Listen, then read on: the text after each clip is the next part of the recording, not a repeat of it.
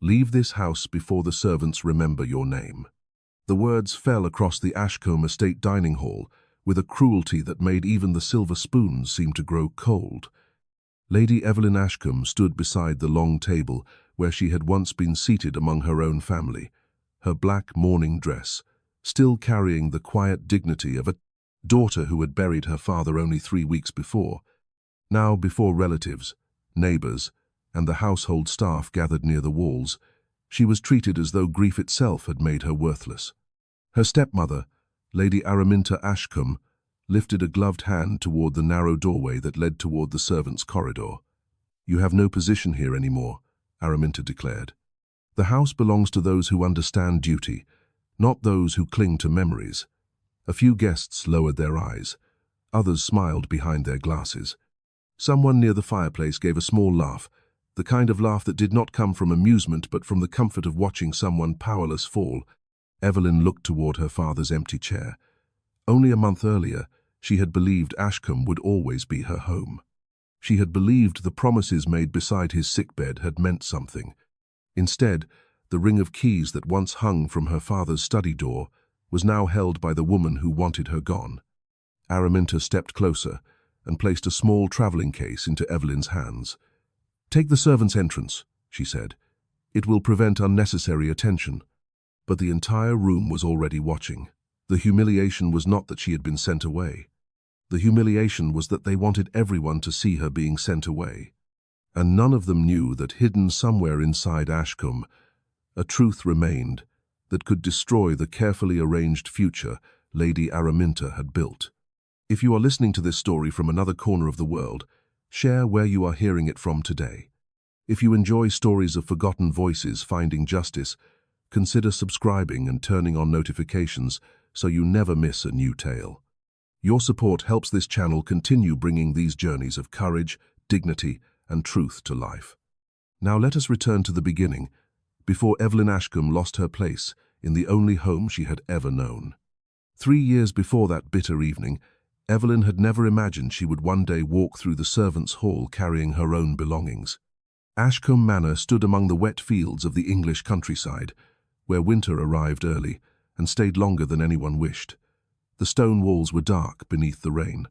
The gardens were beautiful in warmer months, but during the cold season, the paths became silver with frost, and the wind moved through the trees like a warning. Inside the manor, however, warmth was carefully measured. The grand rooms belonged to family and guests. The smaller rooms belonged to those who served. Evelyn had always understood that distinction. She had never been a rebellious daughter who demanded attention. She had learned embroidery, household accounts, correspondence, and the careful manners expected from a young woman of an old family.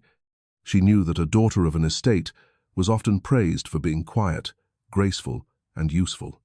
Her father, the late Earl of Ashcombe, had not been a perfect man, but he had loved his daughter in the private moments when society was not watching. He had walked with her through the gardens. He had asked her opinion about the tenants' conditions. He had allowed her to examine the estate accounts, because he believed a person who understood responsibility should understand numbers. That education would later become the one thing no one could take from her. But after Evelyn's mother died, her father remarried. Lady Araminta entered Ashcombe with the confidence of someone who believed every room was already waiting for her. She was not cruel in the beginning. That was what made her dangerous. She knew how to smile. She knew when to speak softly. She knew how to make every insult sound like concern. Evelyn was told that her stepmother merely wished to prepare her for the realities of society. She was told that a young lady should not concern herself with estate matters. She was told that too much independence could damage her reputation. The first time Evelyn understood that Araminta did not want a daughter, but an obstacle removed, was when the subject of inheritance appeared. Ashcombe had no surviving son. That fact had always troubled the family. In their world, tradition carried more weight than affection. A woman could manage a household beautifully and still find that laws and customs placed limits around her future. Araminta began speaking more often about securing the family name. She spoke of distant male relatives. She spoke of preserving the title. She spoke of sacrifices that respectable women were expected to make. Evelyn noticed something else. Every conversation about sacrifice ended with Evelyn losing something.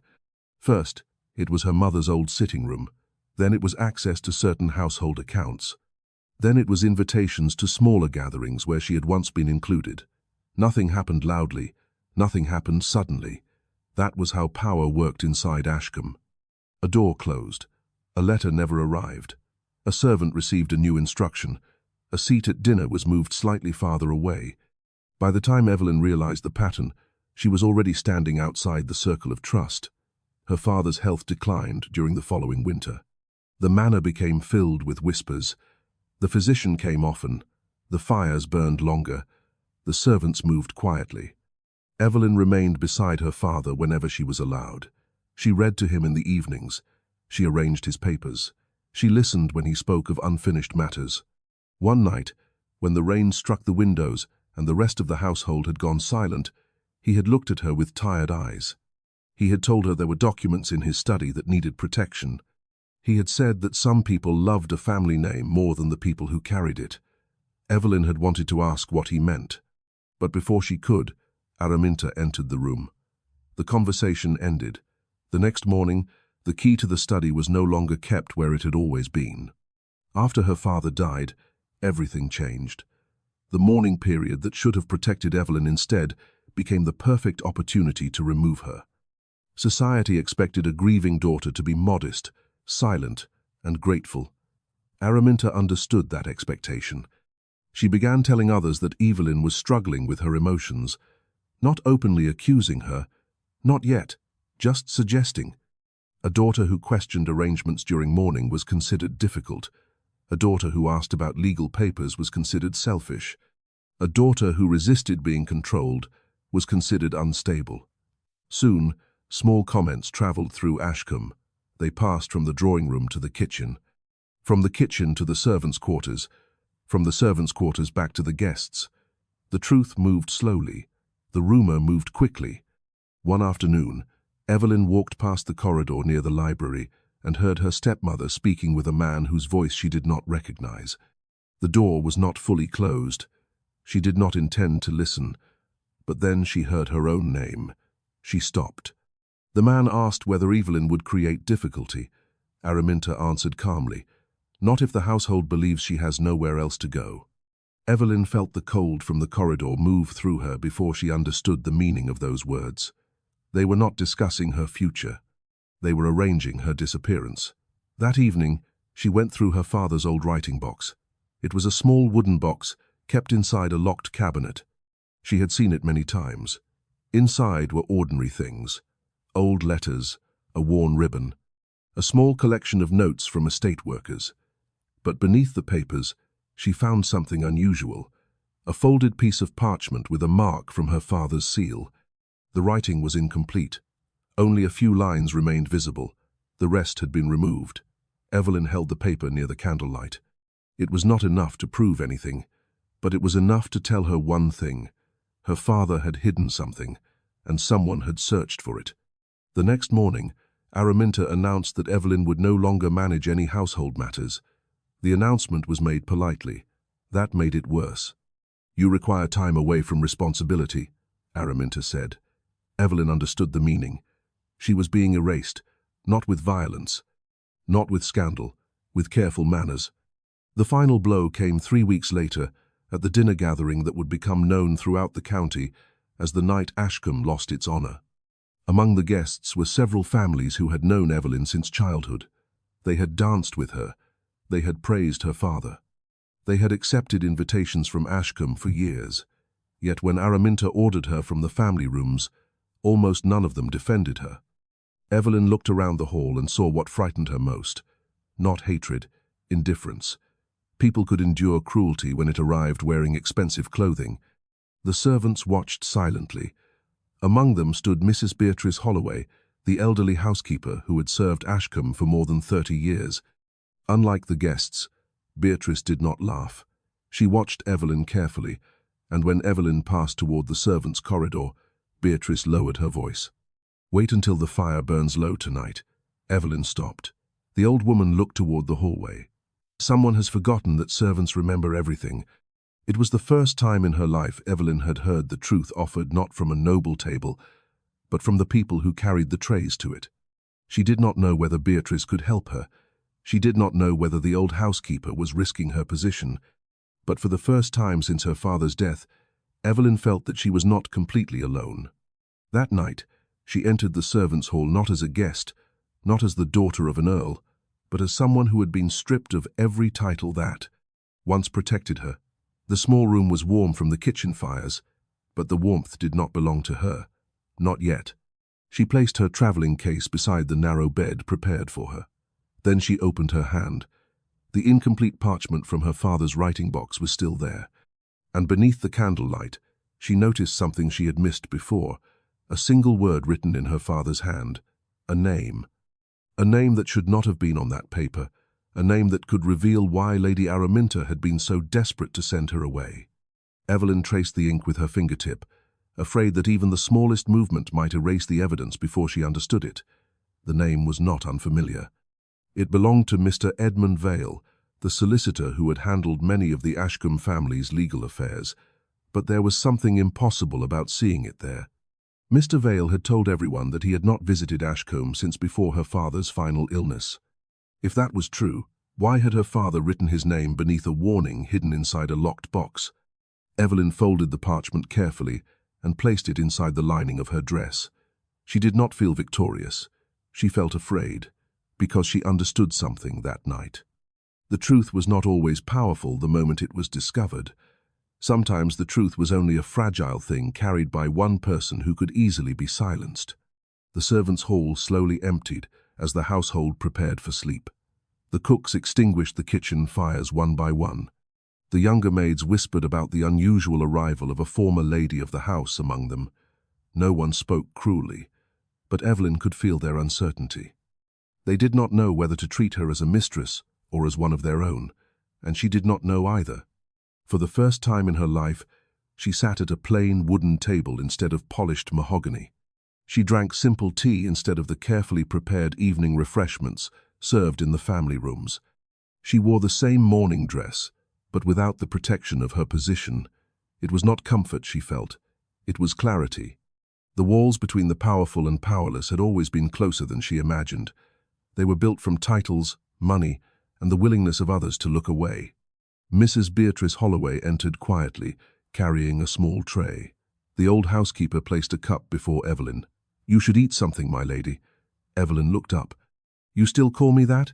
Beatrice gave a tired smile. "Some things are not decided by the person holding the keys." The words stayed with Evelyn. Not because they comforted her, because they reminded her that dignity could exist even when society refused to recognize it. Beatrice sat across from her. "I saw your father hide papers before his illness became worse." Evelyn's hand tightened around the cup. "Why did you never tell me?" "Because I was not certain what I saw, and because a servant who speaks without proof can lose everything." The old woman looked toward the closed door. "But I remember one night when your father argued with Mr. Vale in the library." Evelyn leaned forward. "What did they say?" "Not enough." That was the troubling part. Beatrice lowered her voice. "Your father asked him why certain accounts had been changed. Mr. Vale said the changes were necessary to protect the future of Ashcombe."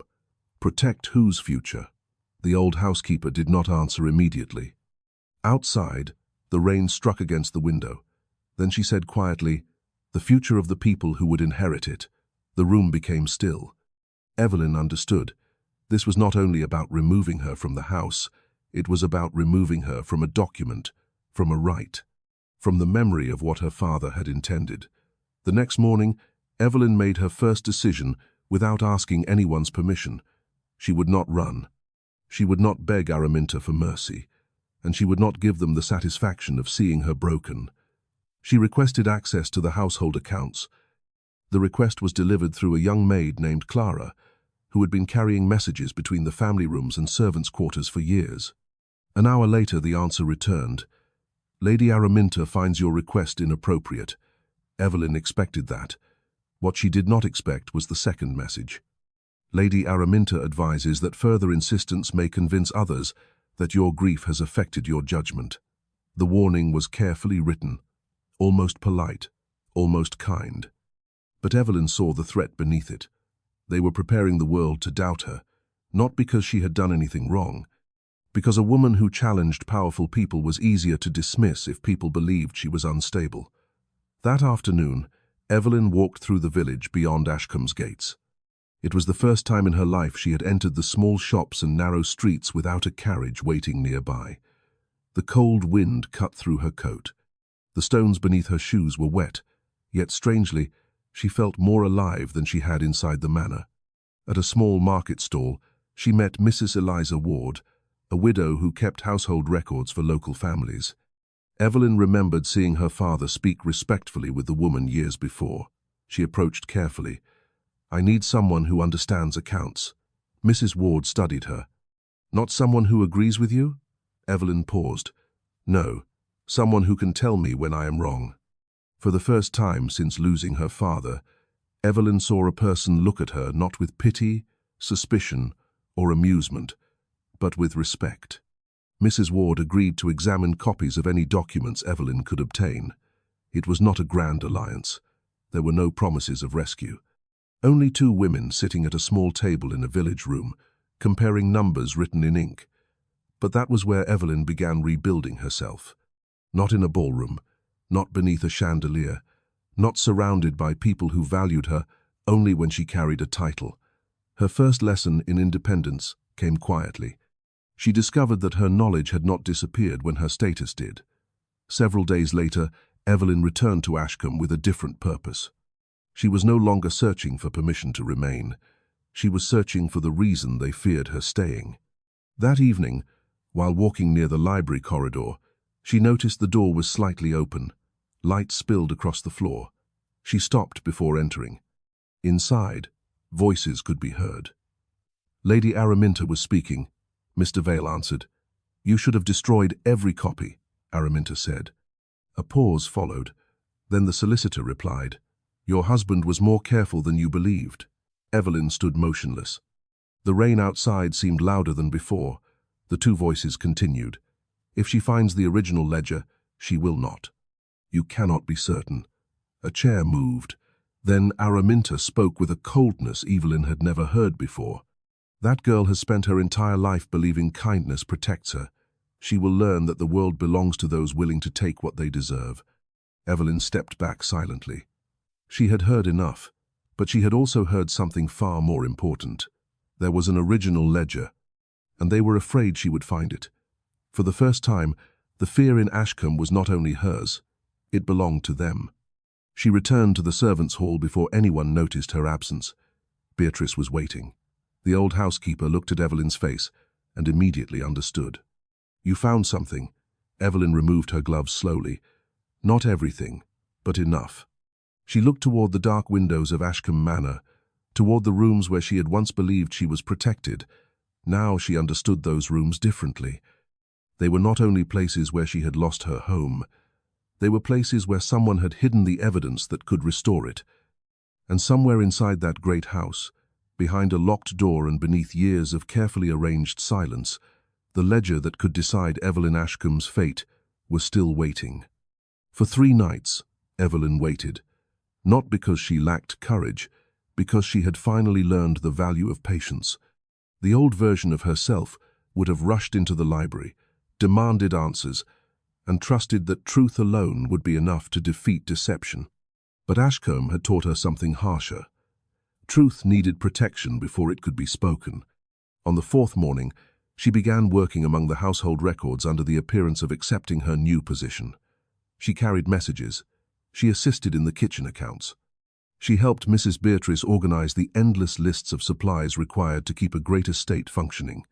To anyone watching, it appeared that Evelyn had surrendered. Lady Araminta believed it. That was her mistake. A person who has lost everything has very little left to fear. Evelyn spent her days listening. The servants knew which rooms were occupied, which visitors arrived unexpectedly, which letters were delivered, and which never reached their intended hands. The wealthy residents of Ashcombe believed servants were invisible. They were not. They were witnesses.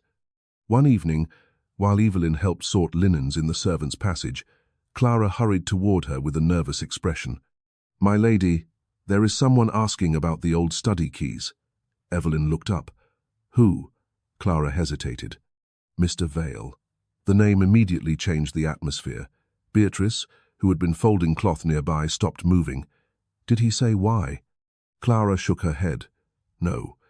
But he seemed displeased when he learned the key was no longer kept with the household steward." Evelyn felt a quiet certainty settle within her. They were searching, not for her, for what her father had left behind. That night, she returned to the servants' hall and examined the small piece of parchment again.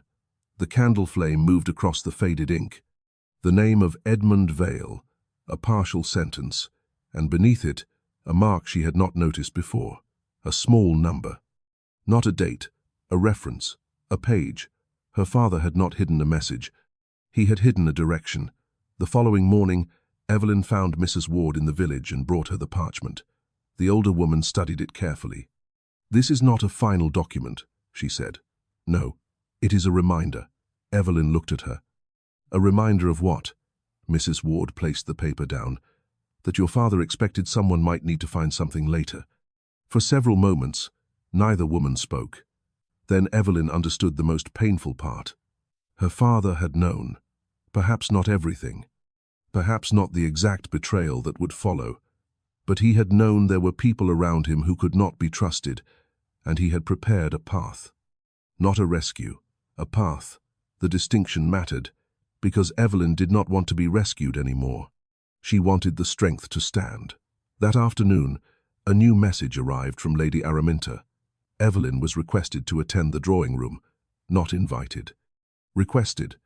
The difference was intentional. When Evelyn entered, she found Araminta seated near the fire, dressed in dark green velvet, with a small silver tray beside her. The room was warm. The kind of warmth Evelyn once thought represented safety. Now she understood it could also represent comfort, purchased by someone else's suffering. Araminta looked up. "I have been informed that you have been asking questions." Evelyn remained standing. "I have been trying to understand my father's affairs." "Your father's affairs are no longer your concern." That sentence confirmed everything. Not concern, not family. "Ownership," Araminta continued. "You are young enough to begin again elsewhere. Many women would be grateful for the opportunity." Evelyn studied her stepmother carefully. "You mean many women would be grateful to disappear quietly?" The fire cracked. The silence that followed was sharper than any insult. Araminta's expression hardened. "You should be careful, Evelyn." "Careful of what?" "Of being mistaken for a woman who cannot accept reality." The threat was clear. A suggestion, a rumor, a reputation damaged beyond repair. But Evelyn did not lower her eyes. For the first time in her life, she saw fear flicker across Araminta's face. Not fear of losing control. Fear of being understood. Before Evelyn could answer, the drawing room door opened. The butler announced a visitor, the Duke of Ravenshade. Both women turned. Evelyn knew the name. Everyone in the county knew it. The Duke of Ravenshade was not a close friend of Ashcombe, but his family had held influence in the region for generations. He was known for being reserved, difficult to impress, and unwilling to accept gossip as evidence. His arrival changed the room. Araminta immediately softened her expression. A performance.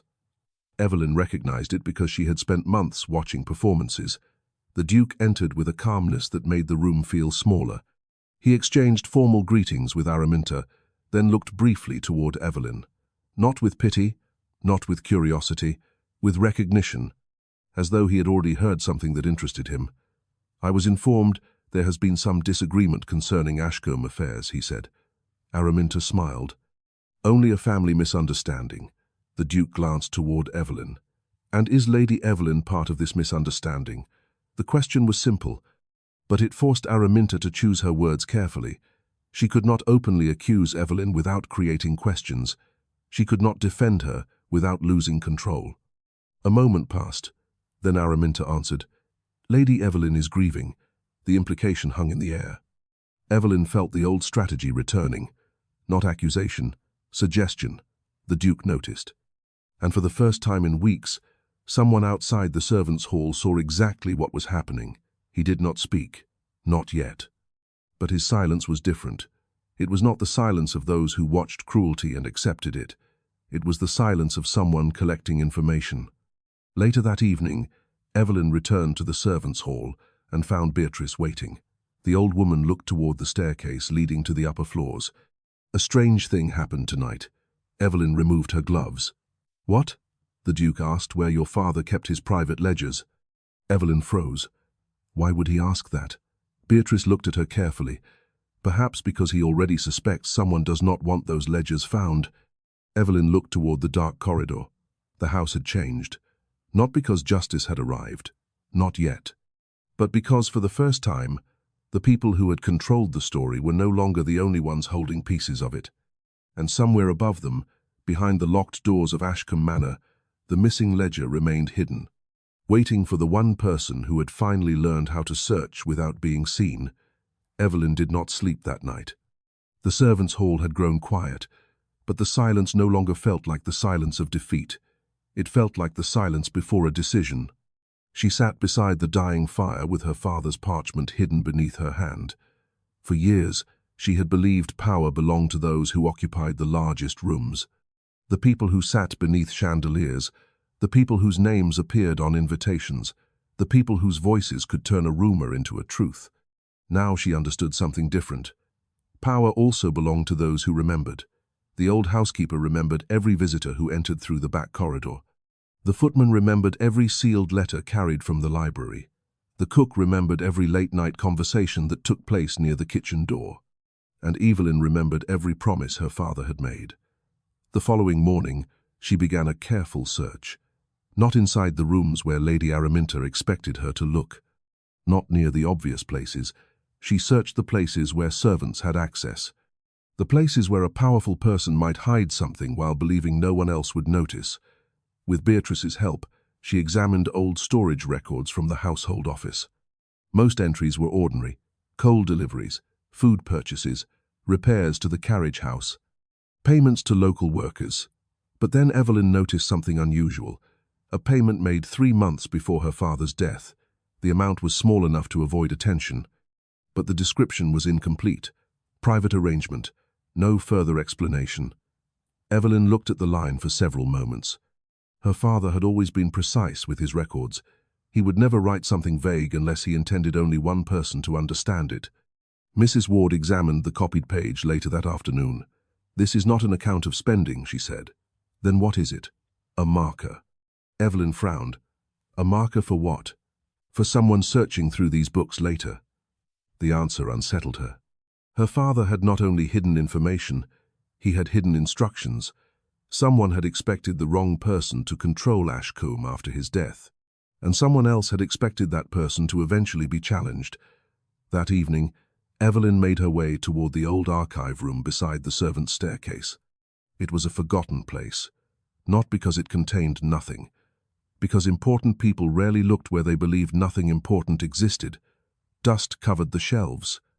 Old household inventories rested in leather folders. The smell of paper and wood filled the small room. Beatrice unlocked the cabinet using a key she had kept for decades. "I should have told your father I kept this." Evelyn looked at her. "Why did you not?" "Because he would have asked me to do more." The old woman looked down. "And I was afraid I was too old to protect anyone." Evelyn placed a hand over hers. "You protected me tonight." Beatrice gave a small smile. "No, my lady. I only opened a door. You were the one brave enough to walk through it." Inside the cabinet, Evelyn found several old estate books. Most were useless, some were damaged, but one volume caught her attention. It was thinner than the others. The cover had been replaced recently, too recently. She lifted it carefully. Inside were pages from different years placed together. Someone had removed the original binding. A deliberate act. Before she could examine further, footsteps sounded outside. Evelyn immediately closed the book. Beatrice moved toward the door. The footsteps stopped. Neither woman breathed. Then a voice came from the corridor. "Clara." The young maid entered quickly. "I'm sorry, but you must come away from here." "Why?" "Because Mr. Vale has returned to the manor." Evelyn felt the air change. "He has gone to the library." Beatrice looked toward the hidden book. "He knows someone is searching." Evelyn did not take the ledger with her. That was the first difficult decision she made. The old Evelyn would have grabbed the evidence and run. The new Evelyn understood that desperation was exactly what her enemies expected. She left the book where it was. She closed the cabinet. She walked away calmly. When she passed through the corridor, she saw Mr. Vale standing near the library door. He was older than she remembered. His expression was careful. His clothing was perfectly arranged. A man who had spent his life making certain that no one could see what he truly thought. He noticed Evelyn. Lady Evelyn. His tone carried false politeness. "Mr. Vale, I hope your new circumstances have not been too uncomfortable." The words were almost insulting. Almost. Evelyn looked directly at him. "I find that discomfort often reveals what comfort hides." For the briefest moment, his expression changed. Then it disappeared. "You always had your father's habit of speaking in observations, and you always had the habit of avoiding direct answers." The corridor became silent. A servant carrying folded linens slowed his steps. Everyone in Ashcombe had begun noticing. The balance of power was shifting. Mr. Vale adjusted his gloves. "I would advise you not to involve yourself in matters beyond your understanding." Evelyn looked at the library door behind him. "My father believed understanding came from asking questions. Your father believed many things." The response was quiet, but cruel. Evelyn felt the old wound open. Not because he insulted her, because he used her father's memory as a weapon. For a moment, she almost reacted. Then she remembered the servants who had risked their positions, Mrs. Ward, who had offered knowledge instead of sympathy, Beatrice, who had kept a key for 30 years. She did not need to win this conversation. She needed to win the truth. So she simply said, "Then I suppose we shall both discover what my father believed soon enough." Mr. Vale watched her leave, and for the first time, Evelyn saw uncertainty in his eyes. That night, the Duke of Ravenshade requested a private conversation, not in the drawing room, not where others could overhear, in the garden. It surprised Evelyn. The garden was the one place at Ashcombe where people spoke without an audience. The winter branches were bare, the paths were covered with frost, the cold air surrounded them, but the Duke did not seem troubled by it. "I owe you an explanation," he said. Evelyn waited. "I knew your father." The statement caught her attention. Not closely, but enough to know he feared what would happen if certain people gained control of Ashcombe. "Why did you never say anything?" "Because suspicion without proof can destroy innocent people." Evelyn looked at him carefully. "And silence can protect guilty ones." The Duke accepted the criticism. "Yes, that is why I came here." He reached into his coat and removed a sealed letter. Not the original. A copy. Evelyn did not take it immediately. "Whose is it?" "Your father's." Her breath stopped. "Where did you find it?" "He gave it to me shortly before his illness worsened." "Then why did you keep it?" "Because he asked me to wait." "Until when?" "Until the person he trusted most had no one left willing to speak for her." The answer struck deeper than she expected. Evelyn took the letter. Her hands trembled slightly, not from fear. From realizing that her father had known she might stand alone, she opened the seal. The first line was written in his familiar hand. But before she could continue reading, the Duke spoke. "Be careful." "Why?" "Because if this letter confirms what I believe, Lady Araminta did not only remove you from your home, she attempted to erase your right to it." Evelyn looked down at the page. The words blurred for a moment. Not because she was weak, because she finally understood the size of the battle ahead. This was no longer about returning to a bedroom, no longer about correcting a cruel insult. It was about proving that a woman who had been pushed aside was never truly powerless.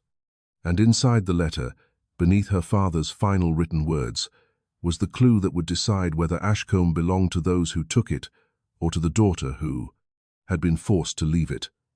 Evelyn read the letter beneath the weak winter light of the garden lantern. The first lines were not a confession. They were instructions. Her father had written that certain estate records must be compared before any decision about Ashcombe was accepted. He had named the ledger kept in the archive room. He had mentioned payments that did not match the official accounts. And he had written one sentence that made Evelyn's heart tighten. "A family can lose its honor long before it loses its fortune." She lowered the letter slowly. The pain was not only that someone had betrayed her, it was that someone had betrayed the trust her father had placed in the people closest to him. The Duke watched her quietly. "You see now why I waited." Evelyn folded the letter carefully. "I see why my father waited." She looked back toward the manor windows glowing with firelight. "But I also see why waiting too long can become another kind of silence." The Duke did not argue.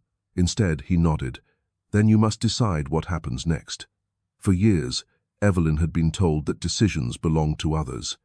Her father, her stepmother, the men who handled property and law, the relatives who discussed her future as though she were not standing in the room. But standing there beneath the bare winter trees, holding the last evidence her father had left behind, she made a choice. She would not return to Ashcombe asking to be accepted. She would return knowing exactly why she had been rejected. The following morning, Evelyn asked Beatrice to help her retrieve the archive book she had discovered. When they opened the cabinet again, the thin ledger was gone. For several seconds neither woman moved. Then Beatrice whispered, "Someone knew." Evelyn looked at the empty space where the book had been. The fear she expected did not come. Instead, something colder and stronger replaced it. They had not removed the ledger because it was worthless. They had removed it because they were afraid. And that meant the hidden pages had already begun to speak. They had not removed the ledger because it was worthless. They had removed it because they were afraid. And that meant the hidden pages had already begun to speak. Evelyn stood before the empty cabinet for a long moment. The instinct to panic came quickly. It would have been natural. The evidence was gone. The person who needed it most had lost it. The people who wanted her silent had won again. But she had spent too many days watching Ashcombe operate to make the same mistake twice. Lady Araminta had always relied on one belief, that Evelyn would react emotionally before she acted wisely. So Evelyn did the opposite. She closed the cabinet door. She thanked Beatrice. And she walked away. The old Evelyn would have searched the entire manor in desperation. The woman who left the servants' hall that morning understood something different. A stolen document was not only proof of guilt, it was also proof that someone had become afraid. Later that afternoon, Evelyn met Mrs. Ward in the village. The small room above the shop was warm, filled with the smell of paper and ink. It was not elegant. There were no polished tables, no portraits of ancestors watching from the walls. But there was honesty. And Evelyn had begun to value honesty more than appearance. "The ledger is gone," Evelyn said. Mrs. Ward did not look surprised. "Who knew you had found it?" Evelyn considered the question. "Beatrice, myself." "The Duke." Mrs. Ward paused. "And Mr. Vale." Evelyn looked up. "You think he knew?" "I think men like Mr. Vale survive because they always know more than they admit." The words were simple, but they revealed something Evelyn had not considered. Mr. Vale was not merely helping Lady Araminta. He was protecting himself. The thought changed everything. Because a person protecting himself could make mistakes. A person who believed he was untouchable often left behind more evidence than someone acting from desperation. Mrs. Ward opened the copied account page Evelyn had brought earlier. "Look here." She pointed to several payments. "These amounts are not random." Evelyn leaned closer. "They repeat every quarter." "Yes. And each payment began after your father became ill." Evelyn felt a chill. Not from the winter air, from understanding. The betrayal had not begun after her father's death. It had begun while he was still alive. Someone had been preparing. Someone had been waiting. That evening, Ashcombe received another visitor. This time, the arrival created immediate movement throughout the house. The Duke of Ravenshade had returned, but he had not come alone. With him was a gentleman carrying a leather case, a solicitor from London. The news travelled quickly through the servants' quarters. The kitchen knew before the drawing room. The footman knew before the family, and by sunset, Lady Araminta knew. Evelyn watched from the corridor as her stepmother received the news. For the first time, Araminta did not look composed. She did not look offended. She looked uncertain, only for a moment. But Evelyn saw it. The mask had slipped. Later that evening, Araminta summoned Evelyn again. This time, the meeting took place in the library. The same room where her father's papers had once been kept. The same room where secrets had been hidden behind locked doors. Araminta stood beside the desk. "You have caused unnecessary disturbance." Evelyn remained calm. "I have asked questions. You have encouraged outsiders to interfere with family matters." "Family matters?" Evelyn looked around the room. "Is that what we call them when documents disappear and accounts change?" The silence that followed was different from before. Before, Evelyn had been the person waiting for permission to speak. Now Araminta was the person searching for the right response. "You do not understand the consequences of challenging this household." Evelyn looked directly at her. "No, I understand them very well." Araminta stepped closer. "Do you? Then let me remind you, you have no title of your own. No husband, no estate, no protection." The words were meant to wound. And they did. Because they represented the world Evelyn had always feared, a world where a woman's worth could be measured by what belonged to her. But the pain did not control her anymore. Evelyn answered quietly, "You are right about one thing." Araminta waited. "I have no protection except the truth." For a brief second, neither woman moved. Then footsteps sounded outside the library. The door opened. The Duke entered. Not hurriedly, not dramatically, simply at the exact moment when Araminta could no longer pretend she controlled the entire conversation. "Lady Araminta," he said. His voice was polite, but firm. "Mr. Vale has requested a private meeting." Evelyn noticed her stepmother's expression change. Not because of the Duke, because of the name. Mr. Vale was no longer acting in the shadows. Something had happened. Something had forced him into action. And that meant the people who had spent months arranging Evelyn's removal were beginning to turn against one another. That night, Clara brought a message to Evelyn in the servants' hall. It had been left near the back entrance, no signature, only one sentence. The original ledger was never kept in the archive room. Evelyn read the message twice, then a third time. Her first thought was that it could be a trap.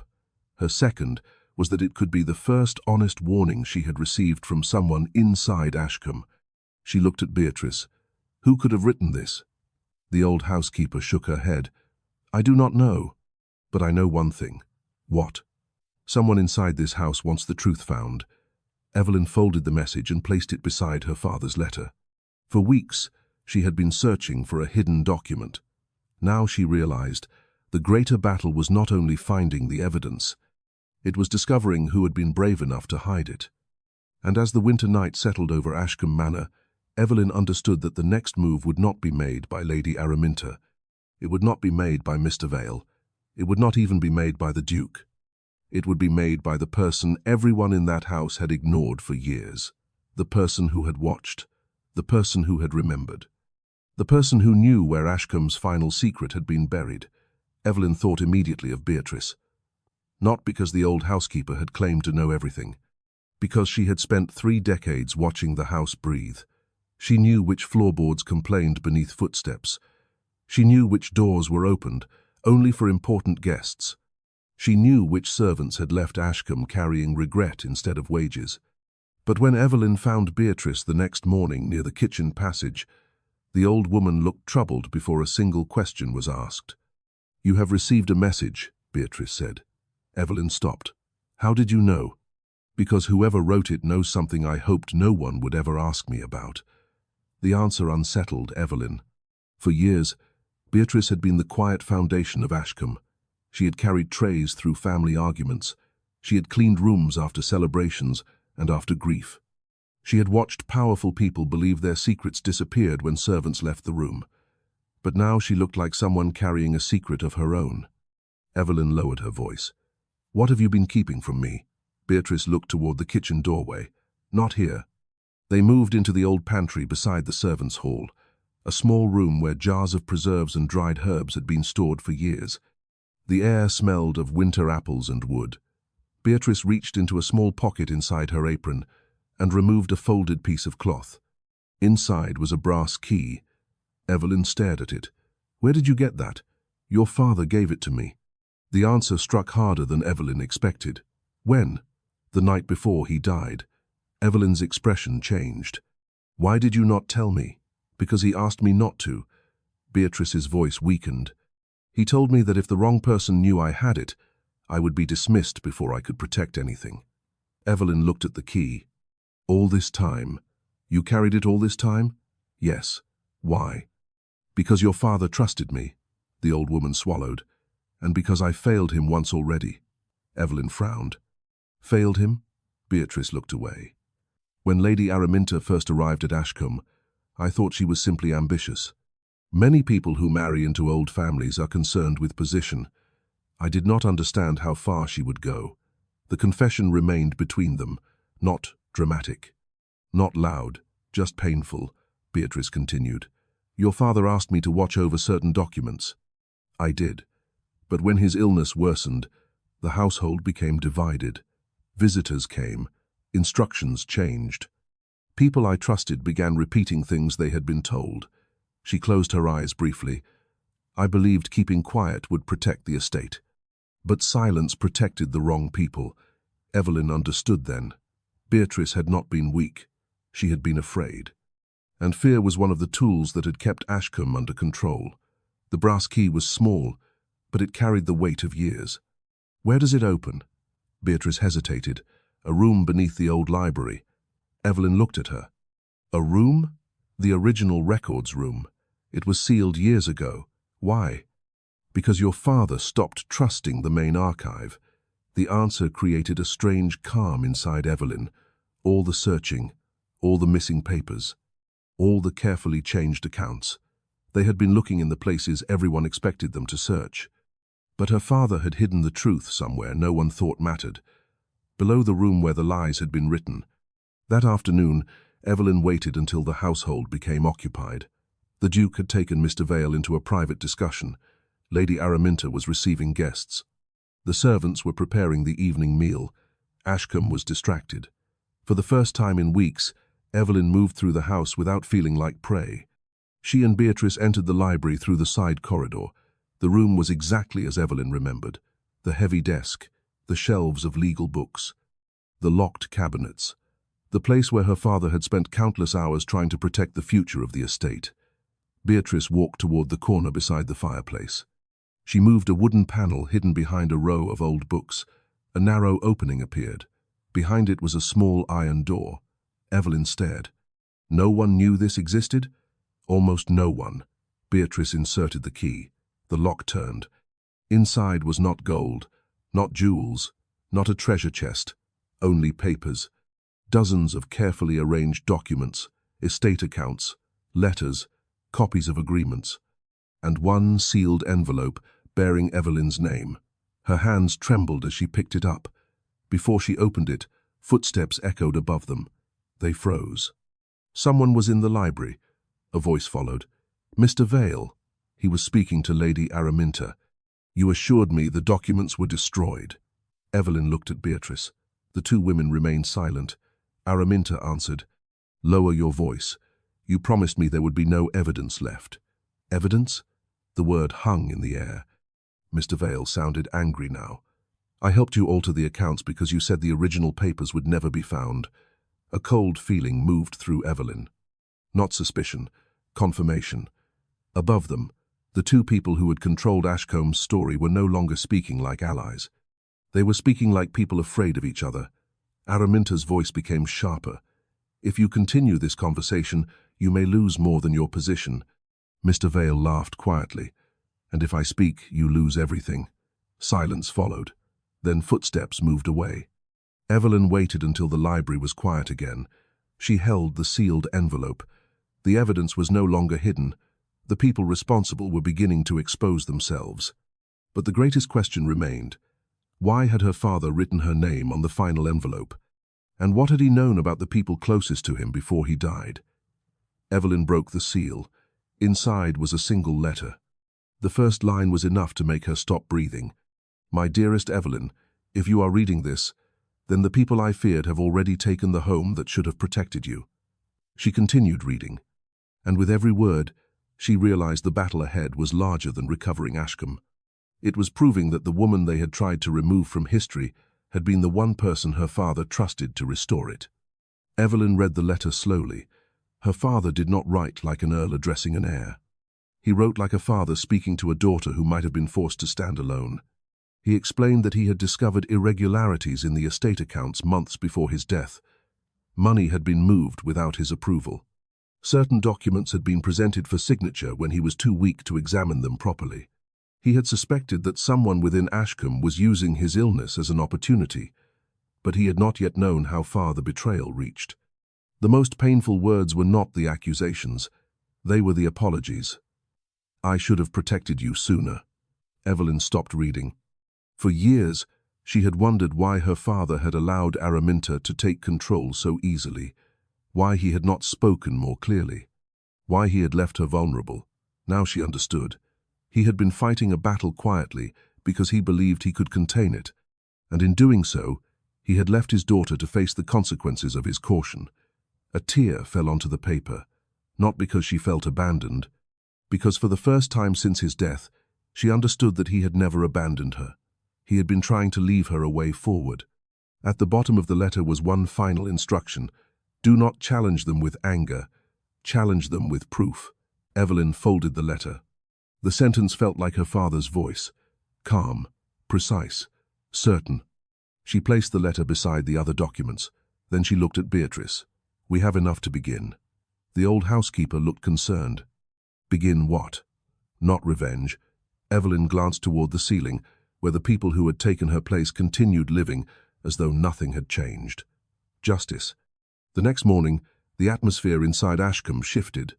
No one announced it. No one spoke openly, but everyone felt it. Lady Araminta became more controlling. Instructions were delivered more frequently. Servants were questioned about where they had been and what they had heard. The household that once operated through quiet confidence now moved through suspicion. Fear had entered the rooms where power had always lived. Evelyn noticed another change. Mr. Vale stopped avoiding her. He began watching her. That alone confirmed what she needed to know. A man who believed he was safe did not watch his enemies. A man who believed he was exposed did. That afternoon, the Duke requested Evelyn's presence in the garden again. This time, he brought the solicitor from London. His name was not important to the household yet, but his papers were. "He has examined the documents you recovered," the Duke said. The solicitor adjusted his spectacles. Several entries appear inconsistent with the records previously provided to the family. Evelyn remained quiet. How serious are they? Serious enough that they require explanation. The answer was careful, professional, but it carried weight. The Duke looked toward the manor. "The problem is that explanation must come from the people responsible." Evelyn understood. They needed more than suspicion. They needed a moment where the truth could no longer be hidden. A signature, a confession, a contradiction spoken before witnesses. The same world that had watched her humiliation needed to witness her restoration. That evening, an invitation was sent throughout the county. A formal gathering at Ashcombe. Lady Araminta intended it as a display of stability, a reminder that the family remained united. But Evelyn saw something else. An opportunity. The ballroom where she had once been dismissed would become the place where the truth returned. Before the guests arrived, Evelyn stood alone near the entrance hall. The servants were preparing the final details. The same servants who had watched her leave through the wrong door weeks earlier now moved around her with quiet respect. Clara approached. "My lady." Evelyn turned. "There is one more thing." The young maid held out a small envelope. "Where did this come from?" Clara lowered her voice. "Someone left it near the servants' staircase." Evelyn opened it. Inside was a short message. The original ledger was moved before Lady Araminta searched the archive. "It is hidden where your father trusted his greatest secret." Evelyn stared at the words. She already knew the archive had not been the final hiding place. But this message revealed something more. Someone had been helping her from the beginning. Someone inside Ashcombe had known the truth. And someone had been waiting for her to become strong enough to use it. Evelyn looked toward the ballroom doors as voices began to fill the manor. The people who had laughed when she was sent away were arriving. The people who had accepted the rumors were returning. But this time, Evelyn would not enter as the daughter who had lost her home. She would enter as the person who held the evidence capable of changing everything. And before the night ended, Ashcombe would discover that the quietest person in the room had been carrying the loudest truth. It had been living inside the walls all along. The realization changed the atmosphere of the room more than any accusation could have done. For years, Ashcombe had been governed by appearances. The family name, the polished manners, the carefully arranged gatherings, the quiet agreements made behind closed doors. Everything had depended on one belief, that those without power would remain silent. But silence was not the same as agreement. And memory was not the same as obedience. Lady Araminta looked around the library and saw what she had spent months refusing to acknowledge. The people who carried the trays had heard the conversations. The people who opened the doors had seen the visitors. The people who cleaned the rooms had discovered what was left behind. Ashcombe had not been empty of truth. It had been full of witnesses. For a moment, no one moved. The solicitor from London carefully arranged the papers on the desk. The Duke of Ravenshade stood beside Evelyn, not speaking, allowing her to lead the moment that belonged to her. That was important, because Evelyn had spent too long having others speak for her. Her father, her stepmother, society. Even those who claimed to protect her had often decided what was best, without asking what she wanted. Now she stood in the same room where decisions had once been made about her future, while she was treated as though she were absent. This time, she was present. Lady Araminta broke the silence. "You have created a spectacle." Her voice had returned to its usual calmness, but something underneath it had changed. The confidence was gone. Evelyn looked at her. "No, I have revealed one." The answer was quiet. It did not carry anger. That made it stronger. Lady Araminta turned toward the guests. "You cannot allow this to continue. A household cannot be judged by servants and old documents." A few guests shifted uncomfortably, not because they agreed with her, because they recognized the uncomfortable truth. The same society that valued rank above everything else now had to decide whether rank could protect dishonesty. The Duke spoke. "No one is judging a household, Lady Araminta." He looked toward the ledger. "We are examining actions." The distinction left no room for escape. Lady Araminta's eyes moved toward Evelyn. "You believe you have won." Evelyn considered the words. She had once imagined victory differently. She had imagined standing in the ballroom and hearing apologies from everyone who had laughed. She had imagined returning to Ashcombe and feeling that everything taken from her had been restored. But standing there, she understood something. A person could regain a house and still remain wounded. A person could receive justice and still remember pain. Winning was not returning to the person she had been before. Winning was becoming someone who could never again be easily removed. She answered, "I believe the truth has finally been given a chance to speak." The solicitor continued examining the documents. The entries in the ledger showed repeated transfers from estate funds. The payments had been disguised among ordinary expenses. The amounts were not so large that they would immediately attract attention, but they were consistent enough to reveal intention. The changes had not happened once. They had happened over time. That was what made them dangerous. Not a single act of desperation, a plan. Mr. Vale had built the paperwork. Lady Araminta had benefited from it. Together, they had relied on the assumption that Evelyn would never have the evidence or the position to challenge them. They had underestimated the one thing they could not control, the passage of time, because every secret became harder to protect the longer it survived. The gathering ended without the celebration Lady Araminta had planned. The guests did not leave speaking about the strength of Ashcombe. They left discussing questions about the accounts, questions about the missing records, questions about how easily a woman could be pushed aside when everyone preferred comfort over truth. That night, Evelyn returned to the servants' hall. She had expected to feel triumph. Instead, she felt tired. The fire was burning low. The small room looked almost exactly as it had on the night she first entered it, carrying her traveling case. But she was not the same person who had sat there holding a damaged piece of parchment and wondering whether anyone would believe her. Beatrice entered quietly. The old housekeeper stopped when she saw Evelyn. "You should be upstairs." Evelyn smiled faintly. "Should I?" Beatrice looked around the room. "You are still thinking of this place." Evelyn nodded. "I think I will always think of this place." The words surprised Beatrice. Many people would try to forget. Perhaps. Evelyn looked toward the small table. But forgetting is not always healing. The old housekeeper sat beside her. For a while neither woman spoke. There was no need.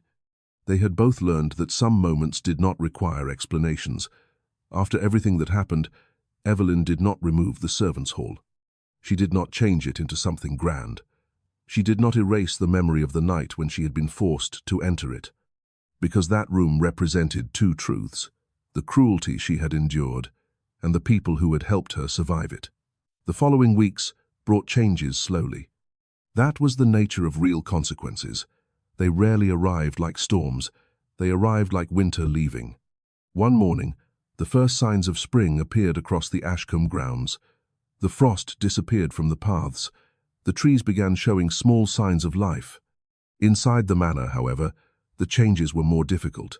The old order had weakened. Some people accepted it, others resisted. But no one could pretend anymore that nothing had happened. Mr. Vale sent a message through his solicitor. He requested a private meeting. Evelyn agreed. Not because she trusted him, because she wanted to hear the truth from the person who had helped create the deception.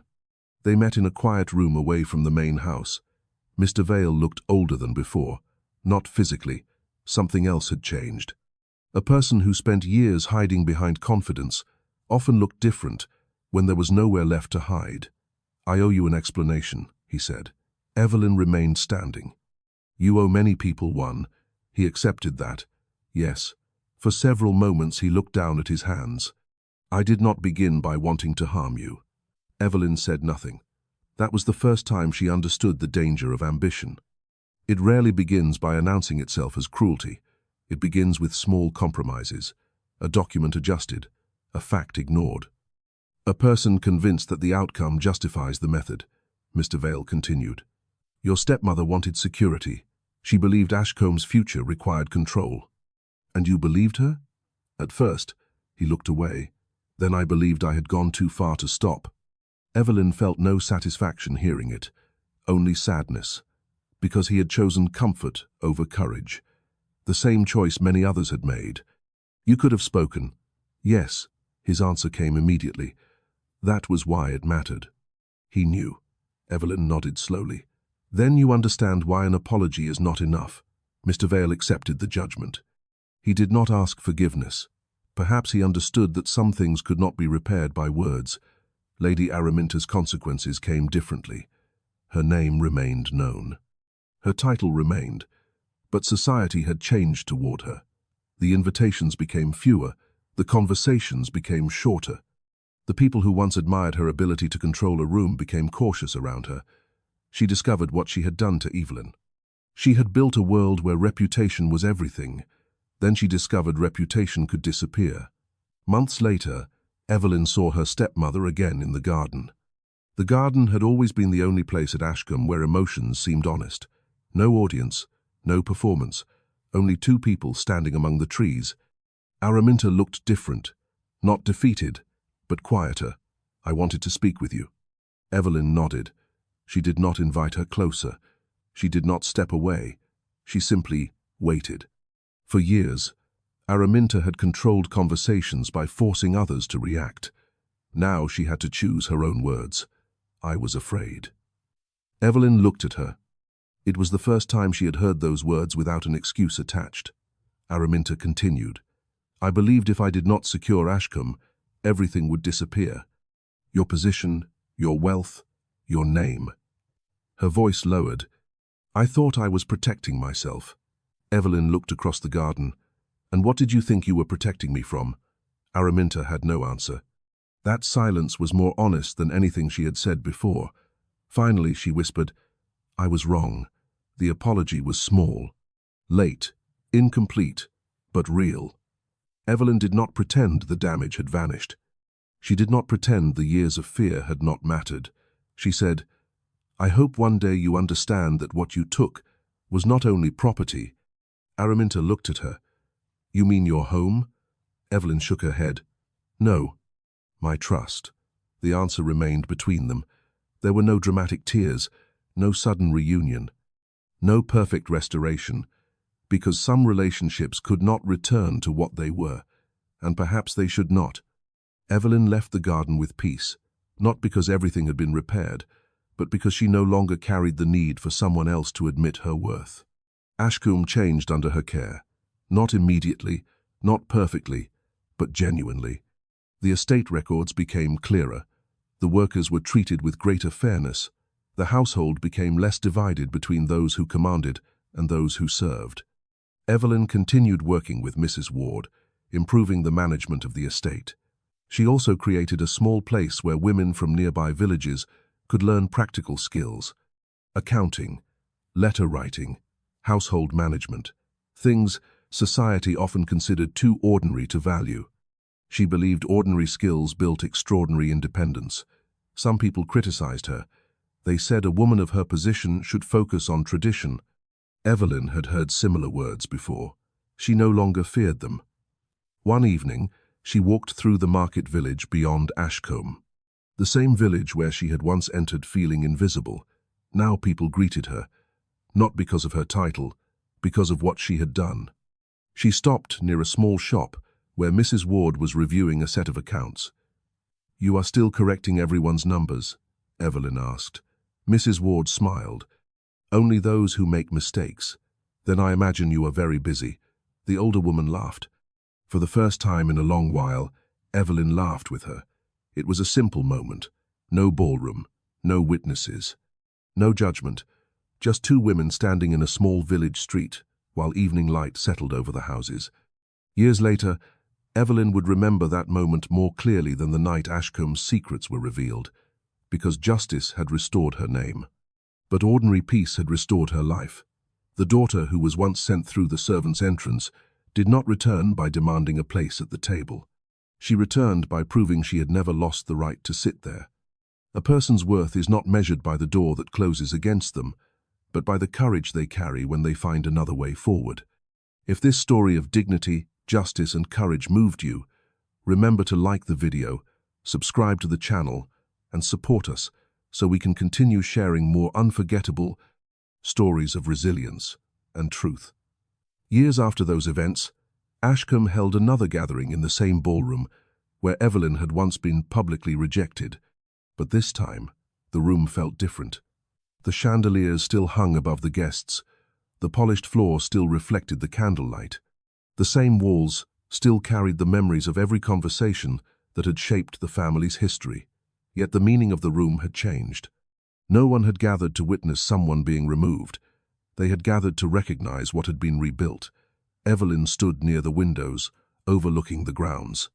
Outside, the gardens that had once represented isolation had become places where workers and their families were welcomed during estate gatherings. The old boundaries had not disappeared completely. Society did not change overnight. But the doors that had once been closed were no longer guarded by fear. Beatrice approached her slowly. "You are quiet tonight." Evelyn smiled. "I was remembering the first time I stood in this room." The old housekeeper understood immediately. "You were not alone then?" Evelyn looked at her. "No, I only thought I was." That was the lesson she carried with her. The people who had the least power in society were often the ones who preserved the most truth. The servants, the workers, the people whose names were rarely written in family histories. They had not held titles, they had not owned estates, but they had carried memories. And sometimes memory was the first step toward justice. Later that evening, Evelyn returned briefly to the servants' hall. The room was still simple. The wooden table remained. The fireplace still warmed the small space. She had considered changing it many times, making it larger, making it more comfortable, but she never removed its character, because she wanted future generations of Ashcombe to remember something important. A person's lowest moment could become the place where their strength began. She placed her hand on the old table where she had once hidden her father's parchment. There had been a time when she entered that room believing she had been pushed out of the world. Now she understood. She had not been pushed out.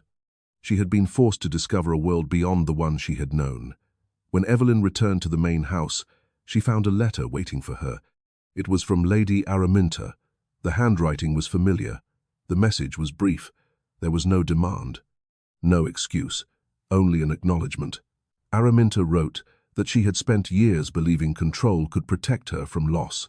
She admitted she had mistaken possession for security. Evelyn read the final lines carefully. The apology would never erase what happened. Both women knew that, but it represented something that had once seemed impossible. An honest ending. Evelyn folded the letter and placed it among the family papers, not as a symbol of forgiveness, not as a symbol of bitterness, as a record, because truth did not require hatred to survive. It only required that someone was willing to preserve it. That winter evening, Evelyn walked once more through the halls of Ashcombe Manor, the same corridors where whispers had once followed her, the same doorway where she had been told to leave, the same house that had tried to forget her. Now it carried her footsteps without resistance. She did not think about reclaiming what had been stolen. She thought about what had been built afterward, a stronger estate, a fairer household, a life chosen by her own decisions. And when the final candle burned low in Ashcombe Manor, Evelyn understood the truth her father had tried to leave behind. A name could be inherited, a title could be granted, a house could be taken, but dignity was something no one could remove unless a person surrendered it themselves. The following morning, Evelyn walked through the eastern gardens before the household had fully awakened. The winter air was still cold, but the frost no longer felt like a punishment. Years earlier, she had walked through those same grounds believing she had nowhere left to go. Now she walked there, knowing she belonged because she had chosen to build something worthy of belonging to. Near the old stone bench, she found a small group of young servants listening to Beatrice explain the history of the estate. The old housekeeper noticed Evelyn and smiled. "I was telling them that houses remember."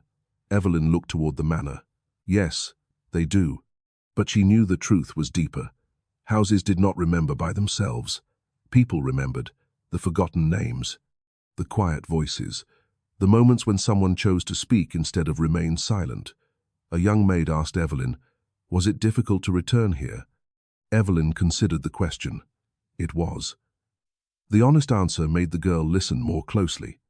But sometimes the hardest journey is the one that teaches you who you truly are. She looked back at Ashcombe Manor. The place had once represented everything she feared losing, her family name, her position, her future. Now it represented something else, a reminder that even when a person was removed from a room, their story did not end there. The morning bell sounded across the estate. Workers began their duties. The household began another ordinary day. And Evelyn continued forward, not as the woman who had been sent away, but as the woman who had returned with her own voice, her own purpose, and dignity that had survived every attempt to take it from her.